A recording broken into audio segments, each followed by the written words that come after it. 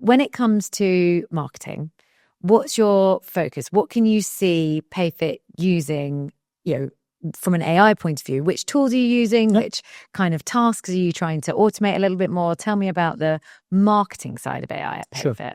So I would let me maybe outline some of the core context basics.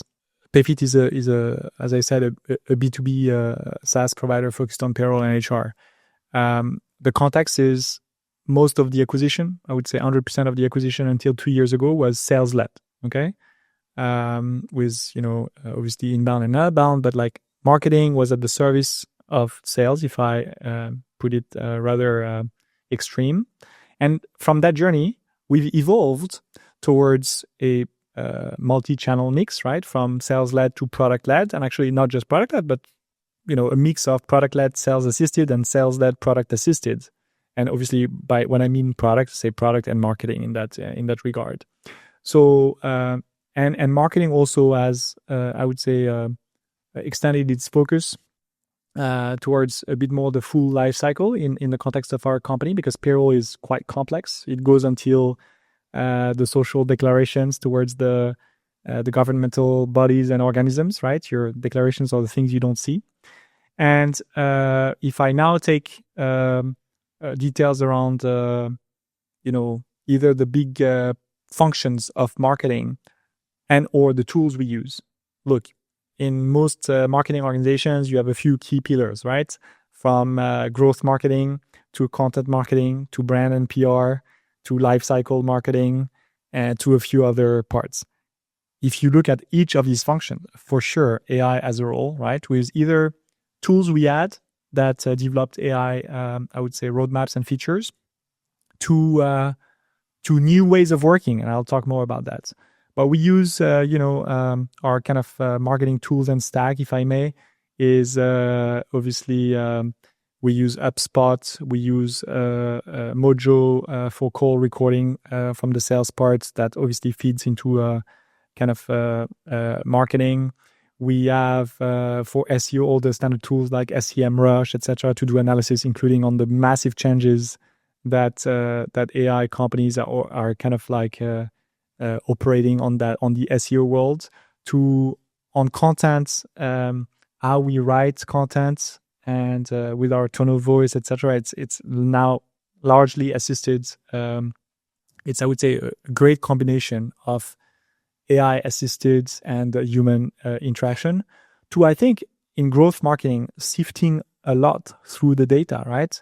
And it can have multiple use cases, right? Like trying to data enrichment is a core topic in most marketing organizations. So how do you qualify better your leads? How do you segment them? How do you detect frauds? And we've started to do things across the different functions and through the different tools. Now, I do think that the largest change is not just about the tools. It's how data accessibility and AI on top can actually break the boundaries and break silos, including in how all these functions within marketing, but also between marketing and, let's say, product or sales work together. It's a bit like, I don't want to be too extreme. We're not yet there, but it's like, it's a big AI brain that supports those things. And it's not about, hey, let me do a pure handoff between marketing and product. Here are the specs. Let's do the landing page. No, let's look at it together. We have the customer feedback. There's still, I think, competencies that are diverse, different, and complementary, but we can operate on a more collective basis.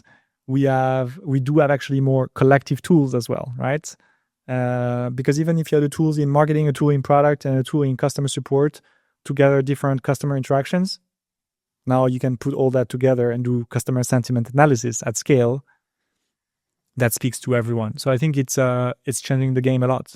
Yeah. How are you able to connect those things? Because that to me is really interesting. And I'm starting to see within the platforms, even that we use as a small business, like, oh, now you can connect with this, like you can install, like that's where, for me, like you say, the magic happens, because otherwise you're learning something in here, but it's not talking, to your CRM, isn't talking to your CMS or whatever it might be, that you're trying to track things. When it all comes together, that is the magic. So have you got a tool that helps you do that, or are you building your own, I don't know, integration? Yeah, I think there are two elements, right? There is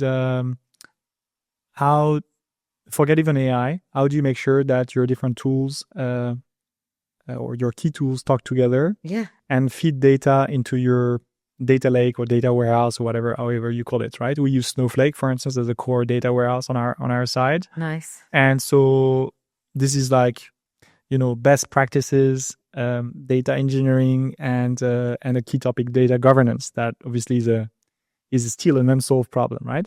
And AI acts as a reveal of all the underlying issues, right? Because AI is as good as obviously the underlying data, the connections, and the governance, how it operates. So we do a lot of that, right? So for instance, like a good example is salesperson has a call with the prospect. It's recorded with one tool. There is the AI transcripts and the tagging, and then we have an assistant that will structure those things in a standard template. So it's filled into Salesforce, our CRM, that it can be analyzed downstream for a lot of events and so on, right? And in parallel, all of these things are in our data warehouse. So then when the client's on board, all the other data points are connected. We still have some, obviously, improvements to make. And the more things you connect, the more work you have to do. And in parallel, we have all these agents that are plugged for specific tasks, but they have access to many of these data sources, right? So it's from two angles that we're attacking the topic. Where we can massively improve is, I've not talked much about Agentic AI, but for sure, all these things are still like very, very clever chatbots, right? But what you want them is connect in workflows, so that there is connection between a question and an action and the next step, right? And so on some of these things, there are super interesting platforms from Make to N88 and to Gumloops AI and others, right? And some of them are a bit more for dev-friendly audiences. Some are more, I would say, low code or no code. I talked about Gumloops. It's maybe an easier one. But even Zapier, right? Like, I mean, there are plenty of tools that are at disposal. I think it can be overwhelming because there are so many tools.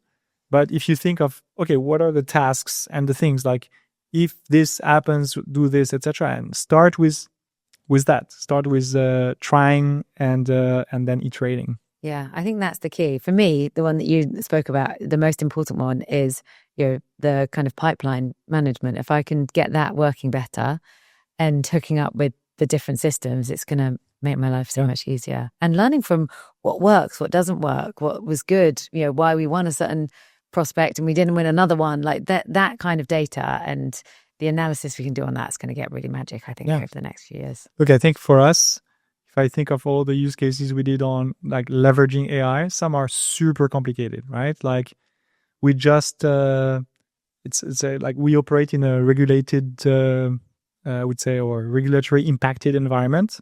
Lots of laws and other elements that impact how payroll is made, right? Taxes change every year. Budgets have many different impacts. This is usually published, right, by governmental bodies, and you need to like access, analyze, understand, and change in the code, right? And we've started to do that first automation from literally the publishing in a government website in France through the API on our side, with obviously some AI, to let's update the minimum salary in France that changes usually on January 1st, right? It's the first use case. It's like fully in production. It's very recent. We worked on months for that. Other use cases are simpler to handle. And as usual, you need to do a bit of both, right? But start simple, iterate, because some of these things evolve over time. And a good assistant today is likely the least good assistant you'll make ever.